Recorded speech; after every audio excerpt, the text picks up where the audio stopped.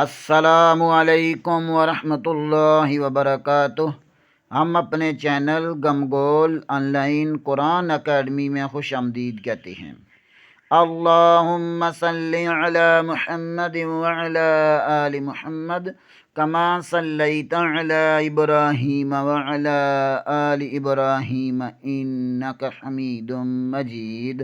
اللہم بارک علی محمد وعلی آل محمد کما بارکت علی ابراہیم وعلی آل ابراہیم انک حمید مجید۔ اللہ پاک سے دعا ہے کہ اللہ تعالی ہمیں اس نیک کام کا ثواب ہمارے والدین، ہمارے اساتذہ اکرام اور تمام مومن مردوں عورتوں کو عطا فرمائے۔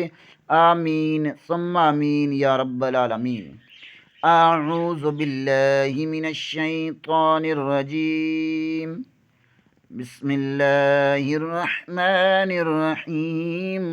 آؤ تجوید سیکھیں۔ سبق نمبر 5 حروف مفردات ادائیگی مخارج میں آج ہم مخارج نمبر 4 کی مشق کریں گے۔ مخارج نمبر 4 ثا، ذال، ظا، ثا، ذال، ظا۔ زبان کی نوک ثنائے علیہ کے سرے سے لگے تو ثا، ذال، ظا ادا ہوتے ہیں۔ آئیں پڑھے گئے مخارج کی ادائیگی کر لیتے ہیں۔ الف، الف، با، با، تا، تا، ثا، ثا۔ آئیں پیچھے والے اسباق کی دہرائی کر لیتے ہیں۔ سبق نمبر 1 میں ہم نے تجوید کا تعارف پڑھا۔ سبق نمبر 2 میں ہم نے مخارج اور مخرج کی تعریف پڑھی۔ سبق نمبر 3 میں ہم نے حروف مفردات کی تعریف پڑھی، اور سبق نمبر 4 میں ہم نے تعوذ اور تسمیہ کی تجوید کے ساتھ مشق کی، اور سبق نمبر 5 کے حروف مفردات کے مخارج نمبر 1 میں ہم نے الف کے بارے میں پڑھا۔ الف منہ کے خالی حصے سے ادا ہوتا ہے۔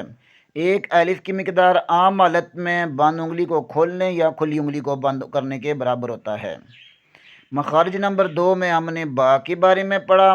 با بند ہونٹوں کے گیلے حصے سے ادا ہوتا ہے، اور مخارج نمبر 3 میں ہم نے تا، دال، طا کے بارے میں پڑھا۔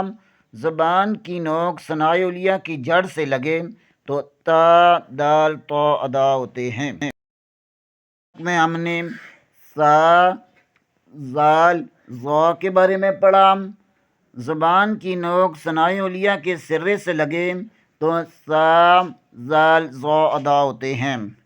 آج کے لیے اتنا ہی۔ کل انشاءاللہ اگلے سبق کے ساتھ دوبارہ حاضر ہوں گے۔ تب تک کے لیے اجازت، دعاؤں میں یاد رکھیں۔ آپ حضرات سے اپیل کی جاتی ہے کہ پیچھے والے اسباق کی دہرائی کرتے رہیں۔ السلام علیکم ورحمۃ اللہ وبرکاتہ۔